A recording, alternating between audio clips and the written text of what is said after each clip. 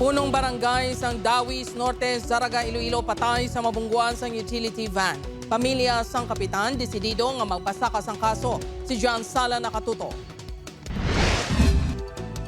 Patal nga pila sa ulong naagom ni punong barangay Bilyardo Carbolles ang Dawis Norte, Zaraga, Iloilo matapos ang bungguan sang utility van. Nagatapok sa dala ng 58 anyos nga kapitan sang maaksidente kag nagtabog pa ini sang halos na 10 ka metros. Ginhingagaw ang dalon sa ospital ang biktima pang ideklarar nga dead on arrival. Ginapatihan nga wala gid makita sang driver sang utility van nga si Richard Caribaga, 49 anyos ang biktima nga nagatabok sa dalan.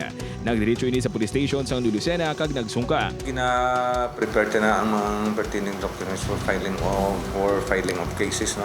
Ready na to, ginahulat na lang ang pamilya kay do may gina-require pa kita nga mga papilis regarding sa iyang death certificate. Sa karon preso ang driver sa Zaraga Municipal Police Station. Makita naman sa CCTV footage agwa sa isa ka establishmento ang isa ka gwardya nagakadto sa tunga sang dalan sa Kalibo, Aklan. Iniagod giyahan sa pagwa sa parking lot ang isa ka pribado nga salakyan. Sang nagamat-amat na iso lang salakyan, makitaan nga samtang nagasenyas ang gwardya kilala kay Eugene Araquel. Hinali lang ginbunggo anini sang di pasahero nga jeep nga ginamaneho naman ni John Richard Zamora.